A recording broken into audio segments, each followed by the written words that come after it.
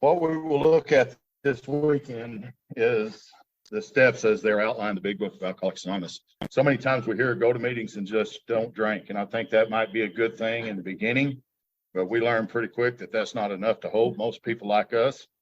So with that being said, just let me say that anything I say here this weekend, feel free to agree or disagree in any way you like. If your sponsor tells you something different than I'm saying here, your sponsor's right. Listen to him always, or her, whoever it may be. So again, I love doing these. I have the opportunity to do them quite a bit. And now because of Zoom and my friend, Miss Ashley, who I want to thank for all of her service, and Dawn and everybody else who made this possible, Chantel, all you guys, you know, I've had opportunity now because of Zoom to do this in a lot of places and all over the world. And it's just amazing what God can do with somebody who's broken and humbled and willing to do something different with their life. And that's where I found myself in 2019. So I don't want to talk a lot about me. That is my favorite subject, or it used to be. But today I'm more willing and able to talk about he who sent me. And that's what I want to focus in on, is the power.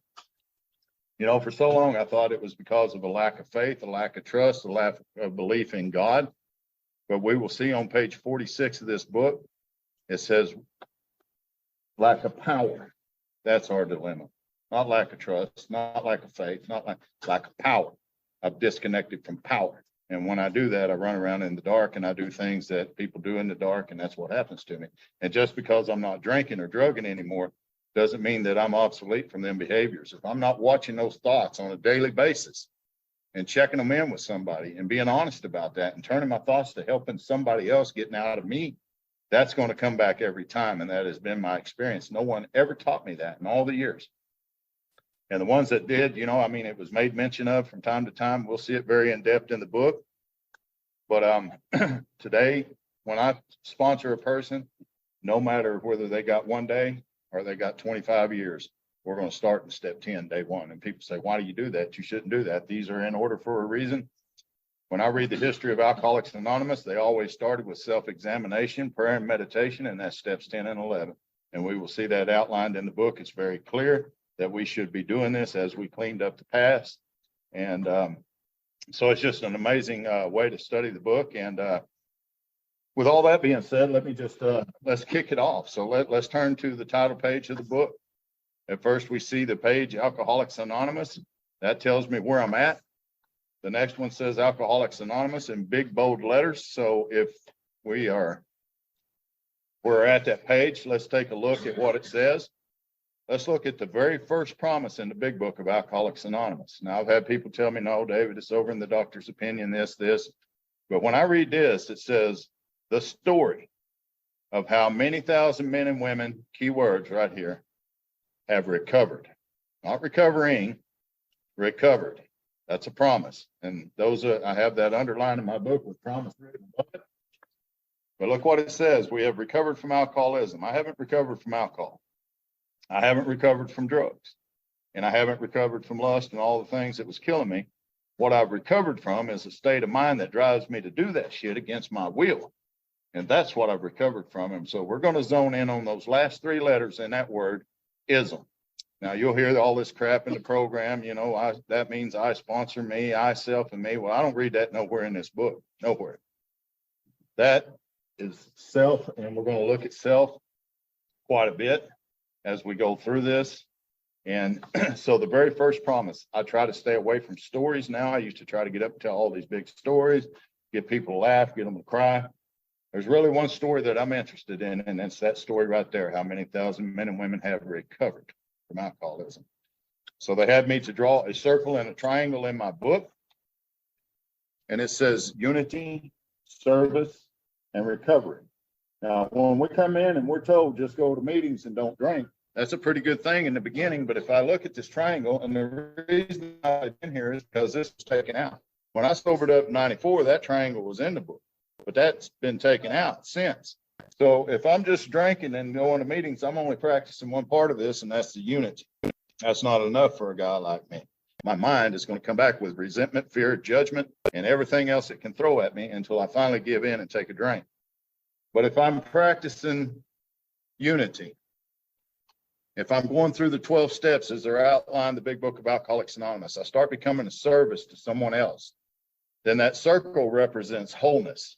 I'm going to feel pretty good. I'm not going to be as crazy as I was. I'm still pretty crazy, but I'm not as crazy as I was by any means. So 1, unity, 2, recovery, and 3, service. And I need all 3 of those equally to be in the program, not the fellowship, the program. I was taught very early on that there's a difference between the fellowship and the program. The fellowship is what we do right here. That's the unity part of this. And so recovery is what we're going to be doing this weekend on the bottom part of this, and then service to others will be the other part of it. So if you'll flip the page with me to the contents, we're going to take a look at, it says the preface, the foreword to the first edition, second edition, third and fourth editions. So that's general information. That's all we're going to be looking at tonight is the general information about Alcoholics Anonymous. After that, we're going to look at the doctor's opinion, Bill's story, there is a solution, and more about alcoholism. That's all step 1. That's the problem. Now, if the problem is, and if you look at it there on the wall, and most of you have been in a lot of meetings, it says we were powerless. If you look underneath that in step 2, the word power appears. So if I'm powerless, obviously the answer has to be power. If insanity is driving me out the door against my will, and I'm drinking and I'm relapsing and I can't stop doing that, then obviously the answer is sanity. And that word is found in our second step. So really the second step is going to become the key to the entire thing. So when we get to there, that's what we're going to be looking at. And we agnostics tomorrow, we're going to be looking at that entire chapter devoted to step 2. We'll move into how it works. That will give us steps 3 and 4, exactly as they're laid out in the big book. Chapter 6 will give us steps 5 through 11. And then chapter 7, where we will finish off at the end of the weekend, that entire chapter will be devoted to step 12. Now, not being able to study it, word for word because of the time, I'll be moving around some in the book. If I go too fast, please slow me down because I'm happy to do that. But we're going to jump over to the preface. And I know many of you have read the book and you understand the book, but I just like to look a little deeper, as Rick said, at what some of this is saying to me. When I let the book speak to me, rather than me try to figure out what it's telling me, I find out that I have a new experience with the big book, Alcoholics Anonymous. So we're going to start in the preface where it says, this is the 4th edition of the book, Alcoholics Anonymous. The first edition appeared in April 1939. Now, this is a key paragraph for me because it says in the following 16 years, more than 300,000 copies went into circulation. If I watch closely through these letters and through these words, I'm going to see how the hand of God appeared in Alcoholics Anonymous and how this thing took off. The second edition, published in 1955, reached a total of more than 1,150,500 copies. Do the math on that. That's pretty amazing. Now, the third edition, and this is what I sobered up on in 94, came off the press in 1976. That achieved a circulation of approximately 19,550,000, all of its formats. So here's the key words to this paragraph. Because this book, now trust me, I'm not talking crap about the fellowship. I love the fellowship. We have to have the fellowship. We've got to have each other. We've got to. But that is not where the program of action is found. It's found in the book.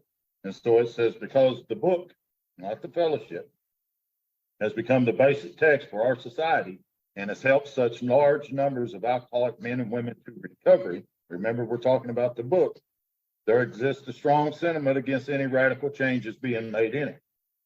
Therefore, the first portion of this volume, we're talking about the first 164 pages outlined in this book. And look at these next words, describing the AA recovery program. I come to meetings, I hear my program, a program, our program, your program. The book says it's the program, period. That might not mean a lot to some people, but to me, that means a lot because that's where the AA recovery program is found out. Not over at my sponsor's house. He shares that with me, thankfully. But the AA recovery program is here in the book. That's why it's been left largely untouched. in the course of revisions made for the second, third, and fourth editions. So the section called the doctor's opinion has been kept intact, just as it was originally written in 39 by the late Dr. William D. Silkworth, our society's great medical benefactor. A couple of more sentences down here. The second edition added the appendices, the 12 traditions, and directions for getting in touch with AA. But here's the reason the big book changed all these years. The chief change was the section of the personal stories. There's only one reason they're in there. That's not for me to study. That's for me to read on my own personal time. In those days, you couldn't just go to a meeting. So your meeting was in the back of the book with the stories. There's one reason they're here. And this sentence tells us why. They're here to expand, to reflect the fellowship's growth, period. No other reason for them to be there. Bill's story, Dr. Bob's Nightmare, one of the personal history from the first edition, was retained intact. You'll hear in meetings all the time. Well, Bill had a big ego. That's why his story's in the front of the book and Dr. Bob's is in the back. He's a more humble man. But if you read those stories, one of those men struggled for 4 years with the obsession to drink alcohol, and that was Dr. Bob. He finally got sober and recovered, but for 4 years he struggled. Now, Bill Wilson worked the steps and recovered immediately. Which story would you rather have from the book? I don't know about you, but if it's my choice, I'm going to choose Bill, and so did they, and that's why it's there. Well, let's flip to the next page and let's drop to the bottom paragraph. And again, I love to study this word for word, but time's not going to permit us to do that this weekend. So I do have some cards here that has a YouTube of a 30 or 40 week study that I've done word for word all the way through it. But anyway, bottom paragraph, what is that? Roman numeral 7. I'm not very good with Roman numerals, but XII. All changes over the years in the big book. AA members fond nickname for this volume has had the same purpose. There's no other purpose but this, to represent the current membership of Alcoholics Anonymous more accurately. That's the only reason it's there. And thereby reach more alcoholics. These are going to turn into questions for anybody I sponsor.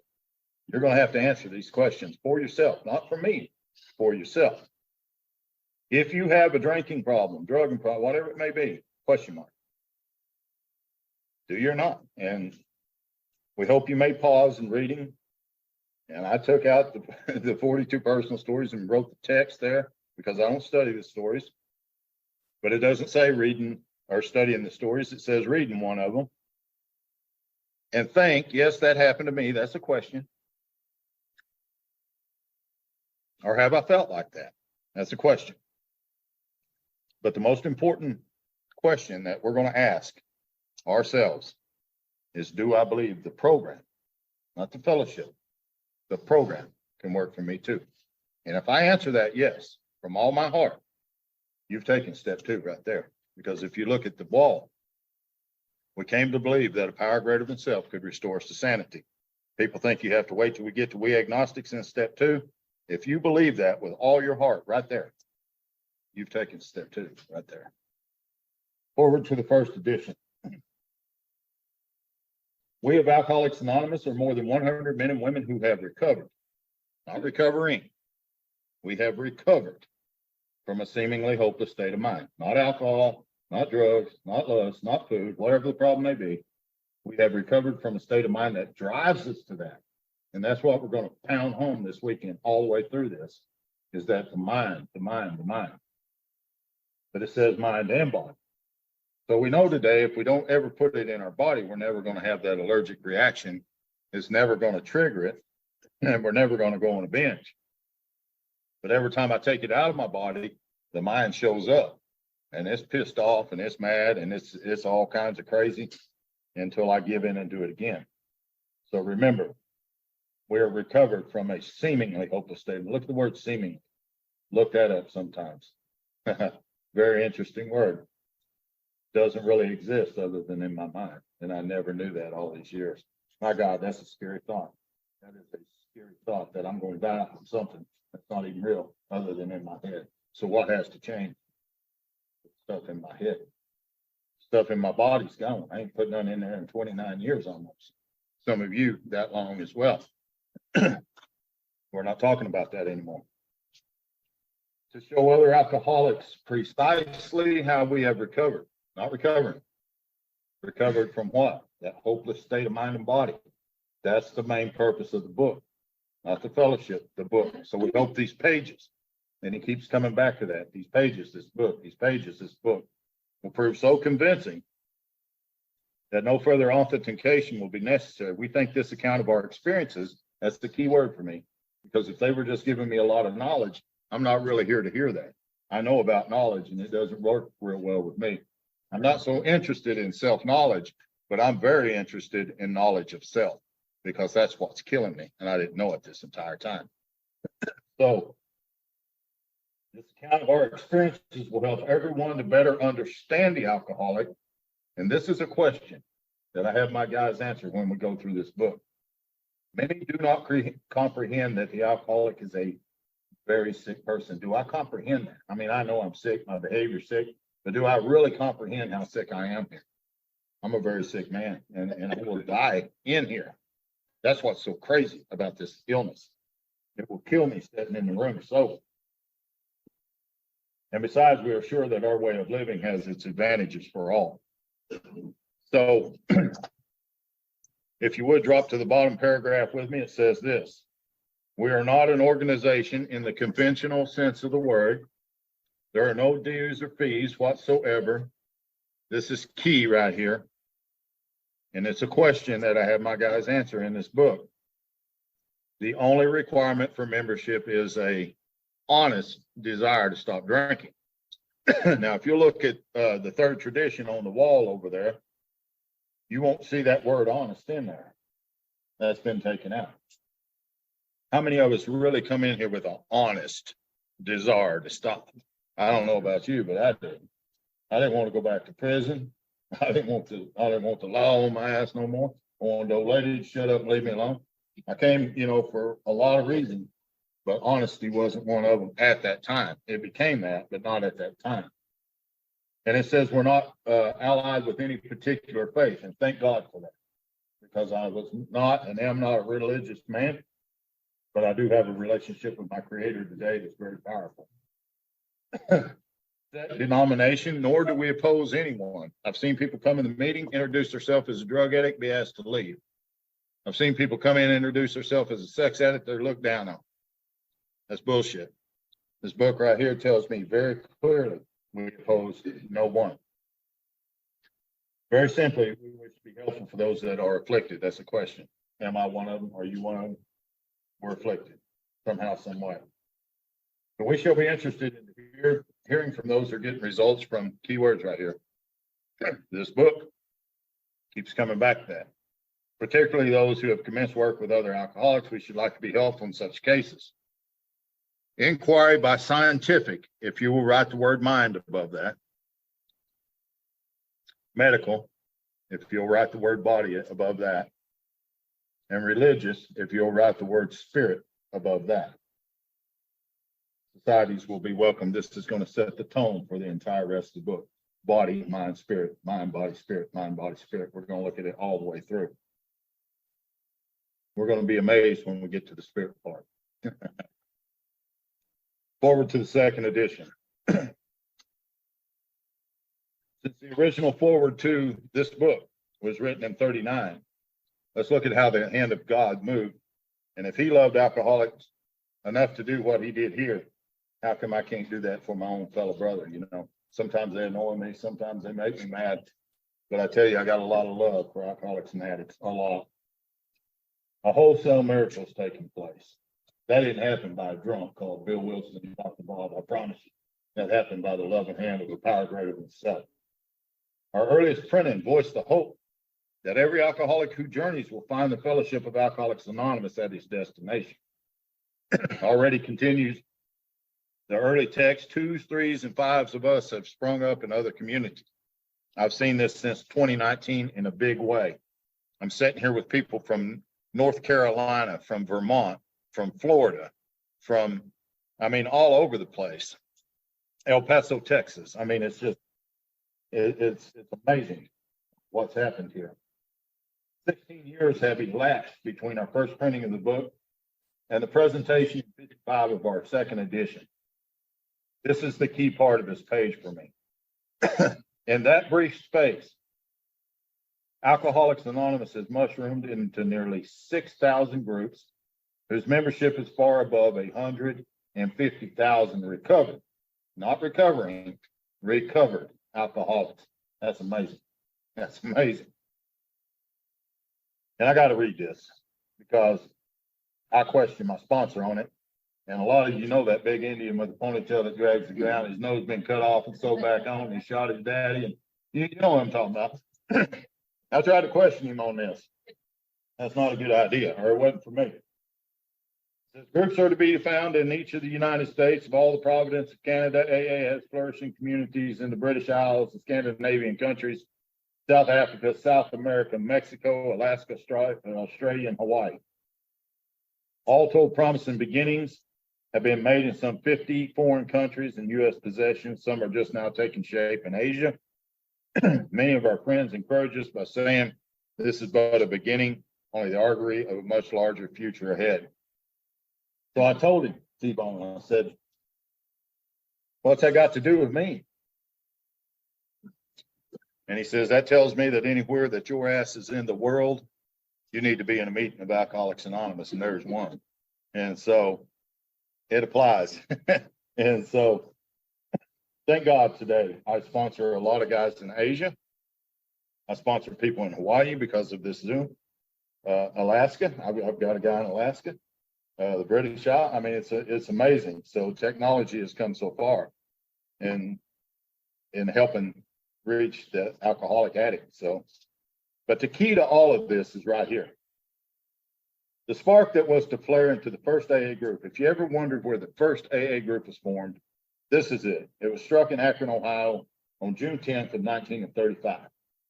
During a talk between a New York stockbroker, now we know that to be Bill Wilson, and an Akron physician, we know that to be Dr. Bob. 6 months earlier, Bill had been relieved of his drink obsession by a sudden spiritual experience. Following a meeting with an alcoholic friend who had been in contact with the Oxford groups of that day. This was a man named Ebby Thatcher. We're going to learn a little more about Ebby as we jump off into Bill's story. He had also been greatly helped by the late William D. Silkworth, a New York specialist in alcoholism, who is now accounted no less than a medical saint by AA members, and whose story of our early days of society appears in the next pages. Key words right here. From this doctor, Bill had learned the grave nature of alcoholism. That's our first step. Now, I know I don't need to read a book or go to a doctor to know that there's something crazy going on in my head. I'm smart enough to know that. But what I don't know is there's something going on in my body as well. And anytime I put that in my body, something's going to happen to me that doesn't happen to normal people. And I'm going to begin to crave more and more and more of it. And we're going to see that as we jump into the doctor's opinion. I've been sober this time by the grace of God for a little over 28 years, and I could sit here tonight and wash my hands in a bowl of liquor or hold pills or whatever it may be, and it's not going to hurt me at all. It's not a good idea, but it ain't going to hurt me. But I promise you, if I put that in my mouth and swallow it down into my body, something's going to happen. Something's going to happen. It's going to kick off something on the inside of me that's going to demand more of it. And it's not going to leave me alone until I drink and drink and drink and I'm sick and in all kinds of trouble. So Bill learned that. What's amazing is what he learned from Ebby. Because as we'll see, there were two men that appeared in court to persuade the judge to let Ebby go. And we'll see that as we move into Bill's story. One of those men was named Roland Hazard, who we'll read about. Another one was a man by the name of Seeper Graves. These two men came. They persuaded the judge to let him go. He was laying in the corporate headquarters of the Oxford group thinking about who he could help. He remembered his buddy Bill. He went to Bill. He brought this message. They argued about God. And Bill put together the idea from Silkworth and from what Ebby had learned through Roland from Young. And together, God created a solution, and here we are. So it's a beautiful, beautiful thing.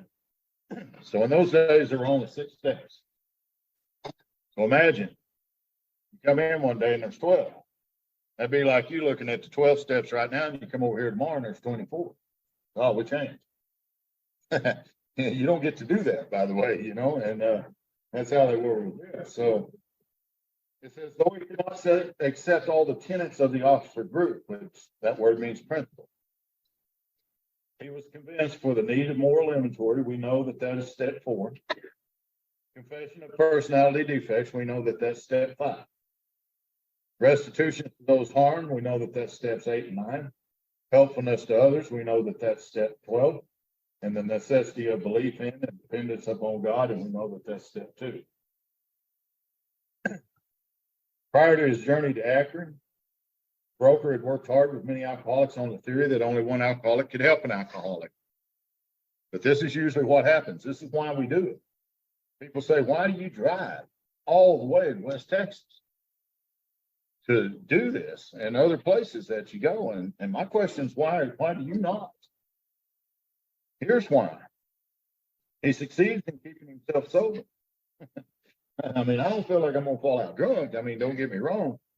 But I do know that by giving this back, I've been rewarded in a very, very special way. So, but Bill had gone to Akron, and we know that he took off on a business venture. We'll read about that.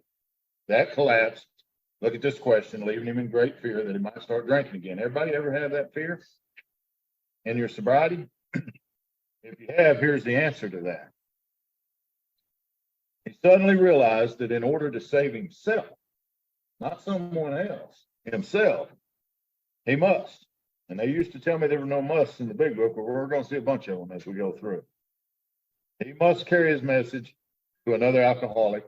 That alcoholic turns out to be Dr. Bob. Key paragraph right here. The physician had repeatedly tried spiritual means to resolve his alcoholic dilemma, but had failed. It impressed Bill to know that Dr. Bob was already in the Oxford groups. He had already been there. He knew more about it than Bill did. He knew what the solution was, but he didn't know what the problem was. None of them did, because Silkworth had given that to Bill. No one else knew it. And so that's why it says Bob repeatedly, and think about that in your own life. How many people have been to therapy? How many people have been to counseling? How many people have been to sweat lodges? How many people have been to meetings? How many have repeatedly tried spiritual means to resolve the alcoholic dilemma, but have failed? Has anybody other than me done that before?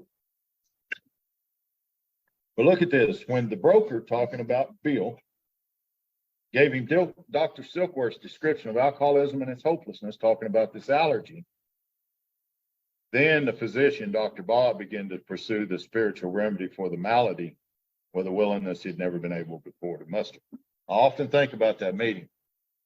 You've got a doctor and you've got a stock speculator broker sitting here, and the broker's telling the doctor what's wrong with it. That's kind of unheard of in our time. You usually go for a doctor, the doctor tell you what's wrong. But in this case, he told the doctor, and he went for the meeting. And like it says, he pursued the spiritual remedy. Look at what it says. Great promise here. He's sober to never drink again up to the moment of his death in 1950. That's a promise. Think about that in your own life. Who was your Dr. Bob? Who was your Bill? Somebody came to, they showed up for you, just like it talked about here. When I read this, and I put it in the first person, which is me, I'll read it this way. David had tried repeatedly tried spiritual means to resolve his alcoholic dilemma, but it failed. But when T-Bone gave him Dr. Silkworth's description of alcoholism and his hopelessness, David began to pursue the spiritual remedy for his malady with a willingness he'd never been able to muster before. He sobered never to, I hope, drink again up until the moment of his death. I know that was in 1994, and by God's grace, I've never drank again. I've been crazier in hell in a lot of other areas, but I've never drank or drug again. So it's very important that we know what's wrong with us before we start trying to apply a solution. Well, this seemed to prove that one alcoholic could affect another as no non-alcoholic could. Key right here, key sentence. It also indicated a strenuous work. People tell me, oh, I'm going to let God work that out. Good luck. I read a book where he worked for 6 days, and it's never recorded anywhere in history when he went back to work again. When we come in here, by God, there's somebody going to work, but it ain't God. It's us. And that's why it says right there, it also indicated that strenuous work, one alcoholic with another, vital. When I see that word vital, I'll pay attention to that. And well, it doesn't say permanent sobriety. It says permanent recovery. Big difference in those two. I got to get sober. Don't get me wrong. I got to. But if I want to recover from alcoholism, that has nothing to do with my drinking or drugging. Once that's gone, I need to recover from what keeps driving me back to that. And that's what we're going to be seeing as we go throughout this weekend. So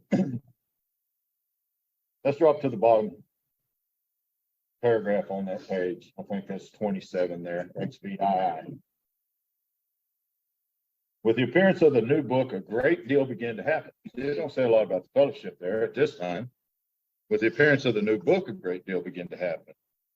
Dr. Harry Emerson Fosdick, and if you've never looked this man up and read about him, you should. You really should. He played a big part in Alcoholics Anonymous. The noted clergyman reviewed it with approval. But in the fall of '39, Fulton Osler, then was the editor of Liberty, printed a piece in magazines called Alcoholics and God. Now let's look at how the hand of God works here. This brought a rush of 800 frantic inquiries into the little New York office, which meanwhile had been established. Each inquiry was painstakingly answered. Pamphlets and books were sent out, and businessmen traveled out of existing groups were referred to these prospective newcomers. New groups started up, and it was found to the astonishment of everyone that AA's message could be transmitted in the mail as well as by word of mouth. Look at this. By the end of 1939, it was estimated that 800 alcoholics were on their way to recovery. That's a result of the book. That's powerful. Started with 2. How would you like to come in here at the end of the year and there'd be 800 people lined up out there to get in the door? That'd be pretty cool, wouldn't it? So in the spring of '40, John D. Rockefeller Jr. gave a dinner for many of his friends and invited AA members to tell their stories. Well, news of this got on the world wires and inquiries poured in again, and many people went to the bookstore to get the big book or get the book, Alcoholics Anonymous. Key words. Now remember up there, that was at the end of '39. We're talking just a few months later in 1941. The membership had shot up to 2,000. What's happened? What's happened to us? I think the fellowship has taken over the program. We hear all of this stuff that is good, but not so good for people like us. In those days, the fellowship and the program was exactly the same. There was no difference in it. Everything that was here, that's what was in the meetings. The meetings that I've been to over the years, that's not the same anymore. That all shifted in the 80s. It really did. And a lot of us sit back as old timers and say they came in and ruined our fellowship. Because in the 80s, there was treatment centers popping up on every corner. They were going in, dragging them out. Let's go to treatment, go to treatment, go to treatment, because insurance was paying for treatment. Well, they started bringing the only thing they knew into Alcoholics Anonymous, and they began to talk it. And the old timers didn't shut that down. They let it go.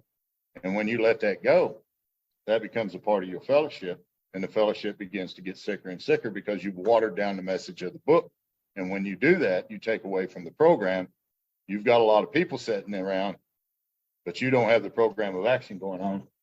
And there's all kinds of craziness. And people are sober, but not many have recovered. The big difference in being sober and recovering. If you want to get sober, we can save you a whole lot of hell here. Just don't drink. If that's the problem, there won't be any more problems. The problem will be gone. But if every time you stop drinking, this shows up and drives you back, then you got a different problem. And that's what we're going to look at as we continue to move on. Bottom of the bottom paragraph. Our society then entered a fearsome and exciting adolescent period. The test faced was this. Could these large numbers of erstwhile erratic alcoholics successfully meet and work together? Would there be quarrels over membership, leadership, and money? Would there be strivings for power? I couldn't imagine a bunch of drunks striving for power against each other. Would you? And prestige. Oh my gosh. Would there be schisms that would split AA apart? Soon AA was beset by these very problems on every side and in every group. But out of this first frightening and disrupting experience, the conviction grew that we have to hang together or die separately. And that's a hell of a sentence. That was kind of our motto for the Broken Bottle group is, you know, we either hang together or we die separate. And I think that's so true here. We had to unify, and there's the first part of that triangle. It's not the only part, but it's the first part. Our fellowship, our pass off the scene. So now we're going to take a look at how the 12 traditions came into play. Bill had been pushing for this for a long time. Dr. Bob really wouldn't agree. But after some years, he did. And so here's what happened. This is how those questions were answered at the bottom of page 28, top of page 20, Roman numeral 29. As we discovered the principles by which the individual alcoholic could live, that's the 12 steps. We had to evolve the principles by which the AA group and AA as a whole could survive and function effectively. That's the 12 traditions. It was thought that no alcoholic man or woman could be excluded from our society, and that our leaders might serve but never govern. That's tradition 2. If you take a look on the wall over there, you will see that found in tradition 2. Each group was to be autonomous. If you'll look on the wall over there, and the view, those of you on Zoom, if you've got your book, look in the back. What is that, page 562 or 4? And it shows here that each group was to be autonomous. That's tradition 4. There was to be no professional class of therapy. I used to go to meetings where there was a lot of professionals. There was a lot of different classes of therapy being talked about. Now, therapy is a great thing if you need therapy. I'm not bashing that at all. But I'm saying for a guy like me, my problem is not therapeutic. My problem is spiritual. And I didn't know that. And so I kept running around with all of these outer solutions trying to fix an inner problem. And I was getting a little bit of relief, but I kept falling back and I kept falling back. And I kept thinking, hey, don't work. This don't work. That don't work. But what I discovered was once I took and applied the spiritual solution, like you talked about on the end of that last page, then I began to get the desired results. And it wasn't until then. So there was to be no professional class of therapy. When I hear guys like that in Alcoholics Anonymous meeting, I can't help myself. I got to speak up. It's like, I don't belong here, dude. It don't belong here. There were no dues or fees. Our expenses would be met by our own voluntary contributions. We know that's tradition 7, if you look at the wall. There would be the least possible organization. Our public relations would be based upon attraction rather than promotion. We know that to be tradition 11. It's decided that all members are to be anonymous at the level of press, radio, TV, and film. Tradition 11 again. And in no circumstances do we give endorsements. Tradition 10. Make alliances or enter public controversy. Tradition 6. So we see them right there as he's laid them out in the big book. This was the substance of AA's 12 traditions, which are stated in full on page 561 of the book. Now, none of these principles had the force of rules or laws. They become so widely accepted, and by 1950 that they were confirmed by the first international conference held at Cleveland. This is a very important sentence for me in this book. Today, the remarkable unity, and we're talking about the fellowship as a whole of Alcoholics Anonymous, is one, keyword, is one element. It's not the only one, but it's one. So when I hear just go to meetings and don't drink, that's dangerous for a man like me, because I will drink going to meetings. And I think something's wrong with me, but nobody's ever showed me. It's only one of the greatest assets that our society has, but it's a very important one. Don't get me wrong. Well, let's look at the next page, Roman numeral 20. And look at what it says. Our adolescent period, we're being ironed out. That's a promise. While our internal difficulties of our adolescent period were being ironed out, public acceptance of AA grew by leaps and bounds. These are the 2 principal reasons. Let's look at what they were. Number 1, large numbers of recovery and reunited homes. That's pretty awesome for an alcoholic of my type, I guarantee you. These made their impressions everywhere. Look at these numbers. Of alcoholics who came to AA, and keywords here, really tried. 50% got sober at once and remained that way. 50%. I don't know what it is here in West Texas, but in Oklahoma it might be 10. Might be. It ain't 50% no more. That's crazy. 25% sobered up after some relapses. I've seen a lot of people come back from relapses, and I doubt there's 25% of them that stay sober.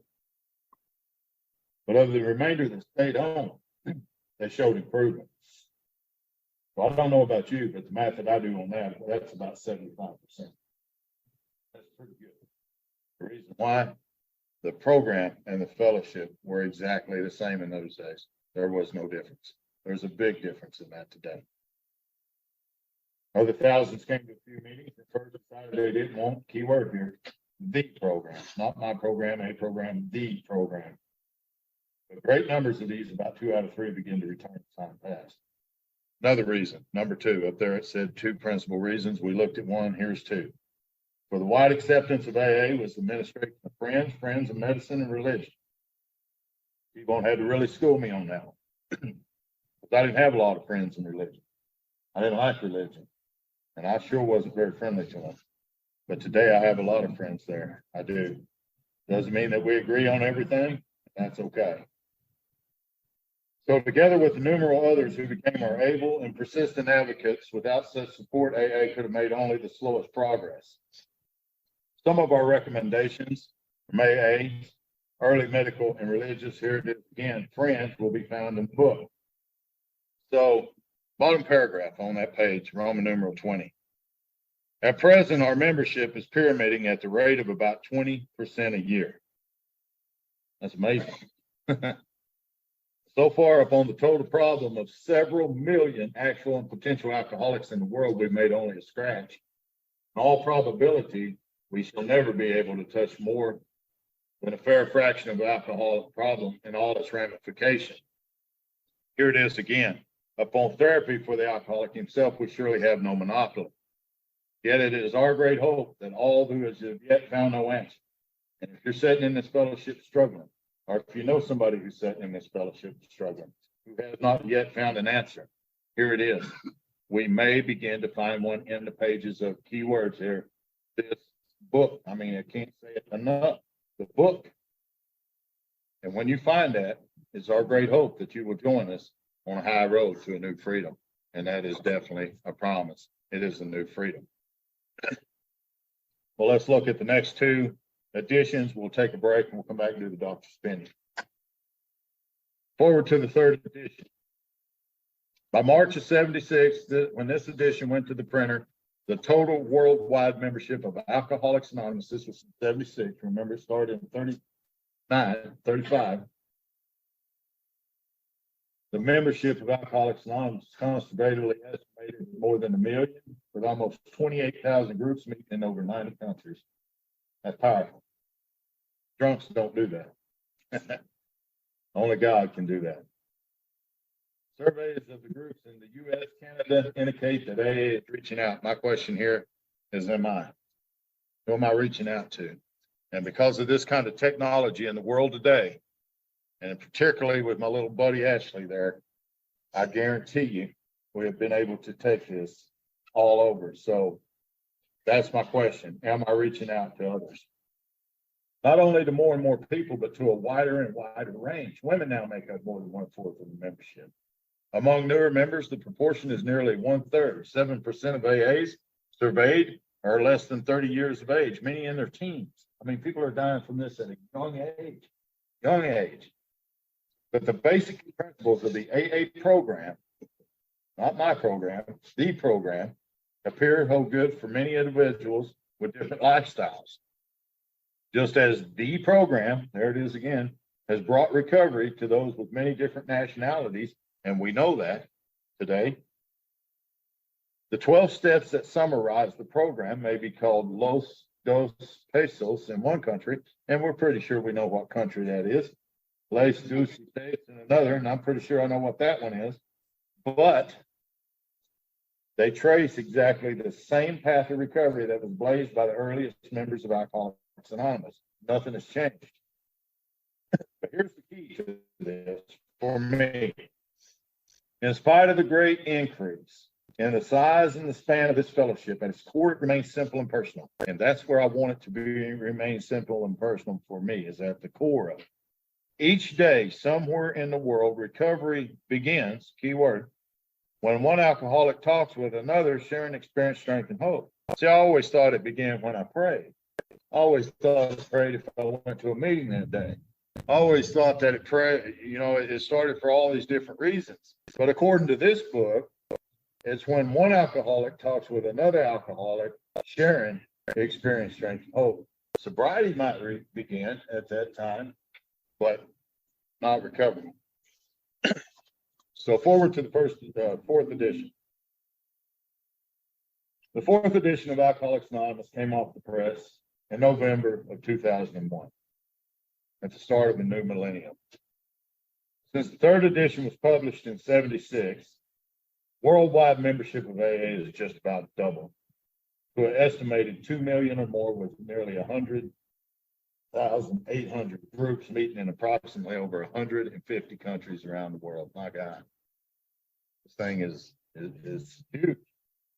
Literature has played a major role in this, and I guarantee you there's all types of literature to support this today. Let's drop past that paragraph and let's look at the next one. As the message of recovery, we know that's the big book, has reached larger numbers of people. It has also touched the lives of vastly greater variety of suffering alcoholics. That's a promise. When the phrase, "we are people who normally would not mix," page 17 of the book was written in '39, it referred to a fellowship composed largely of men and a few women with quite similar social, ethnic, and economic backgrounds. So let's flip over to the back. Let's look at the last paragraph forward to the fourth edition, which states this: while our literature has preserved the integrity of the AA message, for me, this is talking about the book. Sweeping changes in society as a whole are reflected in new customs and practices within the fellowship, not the program, the fellowship. Big difference there.